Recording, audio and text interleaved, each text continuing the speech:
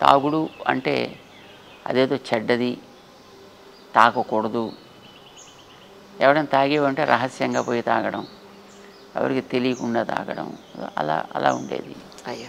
మరి ఇప్పుడు ఎవడు తాగకపోతే ఇదేమిట్రా, ఇదేం బతుకురా ఇది, ఇలాగెందుకురా బతకడం ఇలాగా అనే స్థితిలోకి వచ్చింది. ఇప్పుడు ప్రభుత్వాలే దాన్ని పెంచి పోషించేటటువంటి స్థితి వచ్చింది. ఇప్పుడు ఇలాంటివి జరిగితే దండించడానికి ఉండాల్సిన ప్రభుత్వం వాటినే పెంచి పోషించేటటువంటి స్థితి వచ్చింది కదా. వాటి మీదే తను ఆధారపడి బతికేటటువంటి ఒక దారుణమైన స్థితి వచ్చింది కదా. సో ఎందుకంటే మనకి కలికి ప్రత్యేకమైనటువంటి ఎగ్జాంపుల్ ఏం కావాలి కనుక. అంటే మీ వరకు యాక్చువల్గా డే అంతా కూడా అంటే 21 డేస్ 21 రోజులు మీరు ఒక పని చేస్తే అది మీ జీవితంలో ఒక భాగం అయిపోతుంది అని చెప్తూ ఉంటారు. కానీ 3-4 రోజులు 10 రోజులు చేసేటప్పటికే అబ్బాయి ఏం చేస్తానులే అని చెప్పని ఒక చిన్న నిస్త్రాణం వచ్చేస్తుంది కామన్ మెన్కి. అలాంటిది ఏళ్ల తరబడి ఒకే భక్తి పారవస్యంలో మీకు ఎలా సాధ్యం అవుతుంది? అంటే సాధ్యం అవ్వడం అవ్వకపోవడం అనేది ఏముండదు. Goal, if there is a goal, travelling towards goal is the joy. ఇప్పుడు జీవితంలో ఒక లక్ష్యం పెట్టుకుంటే ఒక సైంటిస్ట్ ఉంటాడు అనుకోండి, వాడికి ఏదో ఒక వస్తువుని తయారు చేయడం అనేది వాడికి గోల్. వాడికి ఆ తయారీలో ఉంటే వాడికి ఆనందం, ఆ తయారీ లేకపోతే వాడికి ఏదో విసుగో చికాకో లేకపోతే బద్ధకం ఏర్పడతాయి. అది ఉంటే వాడికి యాక్టివ్గా ఉంటాడు. రైట్. ఒక లక్ష్యం అనేది ఉన్నప్పుడు ఆ లక్ష్యాన్ని సాధించడం అనేటటువంటిదే వాడికి కోరిక అవుతుంది వాడికి. సో దానికేసి వాడి యొక్క యాత్ర సాగుతూ ఉంటుంది. దానికి తోడుపడ్డ వాళ్ళందరినీ తను తోడు చేసుకుంటాడు, దానికి అడ్డొచ్చే వాళ్ళని దూరంగా పెడుతూ ఉంటాడు.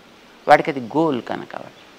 So achieving the goal is the ultimate. మీరు ఏం గోల్ పెట్టుకున్నారంటే ఏం చెప్తారు?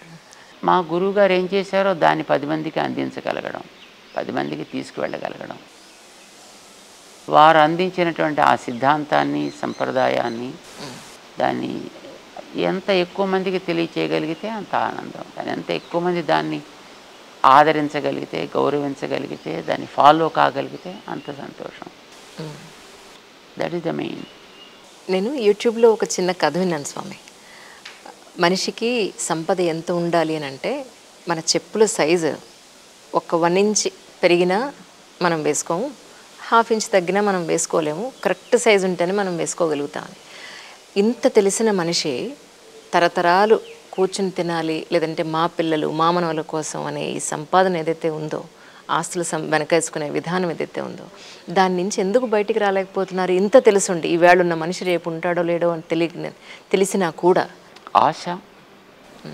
ఆశ బలవతి రాజన్ అంటాడు నా అయ్యా భారతంలో ధృతరాష్ట్రుడితోటి. భీష్ముడు సేనానాయకుడు, సర్వసమర్థుడు, స్వచ్ఛంద మృత్యువు కలిగినవాడు. ఆయన ఎవడు ఏం చేయలేడు. కృష్ణుడు ఎదుట నిలబడితే నన్ను జబర్దస్తిగా ఏమైనా చేయాలనుకుంటే నువ్వేం చేయలేవు. నీ చక్రం పట్టుకున్నా మరొకటి పట్టుకున్నా నన్ను నువ్వు చేయగలిగిందంటూ ఏమీ లేదు. నేను నీ భక్తుణ్ణి, నన్ను నువ్వు ఆజ్ఞాపించు నా ప్రభువుగా. భీష్మ పారే ధనస్సుని. It is done, no questions are asked. అంతే తప్ప జబర్దస్తి చేసి నన్ను ఏమైనా చేద్దాం అనుకుంటే మాత్రం you can't do anything on me. ఈ మాట ఎవడైనా అనగలడా? భీష్ముడు అన్నాడు ఆ మాట కృష్ణుడితోటి. అంటే అతనికి ఉండేటటువంటి శక్తి అంతటిది. అలాంటి వాడు పడిపోయాడు. 11వ రోజున యుద్ధంలో ఆయన రథంలోంచి కింద పడిపోయాడు, అంపశయ్య మీద పడిపోయాడు. ద్రోణుణ్ణి నెక్స్ట్ సేనానాయకుడిని చేశారు. సరే ఆయన అయిపోయింది, ప్రాణం పోయింది ఆయనకు కూడాను. దాని తర్వాత కర్ణుణ్ణి చేశారు. వీళ్ళంతా సమర్థులు. కర్ణుడు కూడా పడిపోయాడు. ఇంకా మిగిలింది 17.5 రోజులైంది అక్కడికి. అప్పటికైనా దుర్యోధనుడికి ఏమనిపించి ఉండాలి? భీష్ముడు పోయాడు, ద్రోణుడు పోయాడు, కర్ణుడు పోయాడు, వీళ్ళంతమంది జనాలు పోయారు.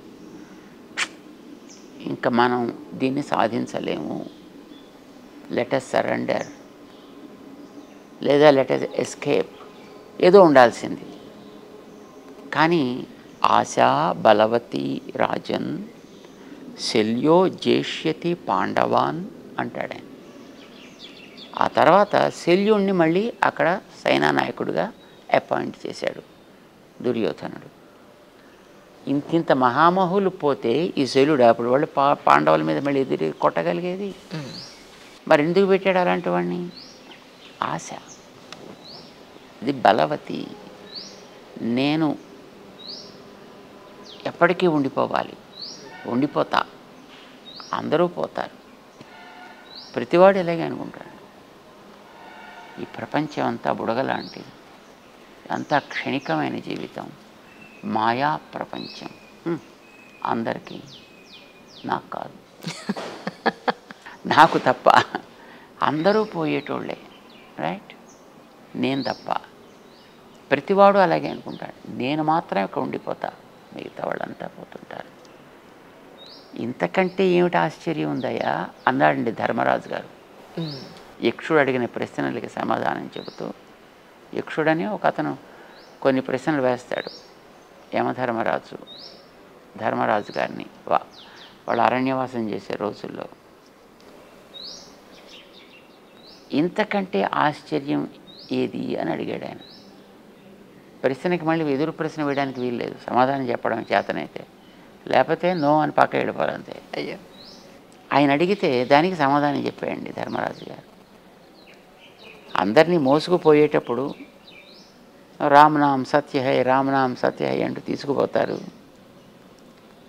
అక్కడికి వెళ్ళి కాల్ చేసిన తర్వాత వెనక్కి తిరగగానే మార్కెట్ ఎట్లా ఉంది, ఎంత వచ్చింది, షేర్లు పెరిగాయా పడ్డాయా, పొద్దున్న పెరిగాయా, సాయంకాలానికి పెరిగాయా, మధ్యాహ్నం పెరిగాయా, ఎలా ఉన్నాయి, అది ఇప్పుడే కదా రామ్నామ్ సత్యహై, రామ్నామ్ సత్యహై అంటూ మోసుకెళ్ళావు అంటే, అవును ప్రతివాడు పోయేవాడే కదా, ప్రతివాడు అక్కడే చేరాల్సిందే కదా, నేను తప్ప.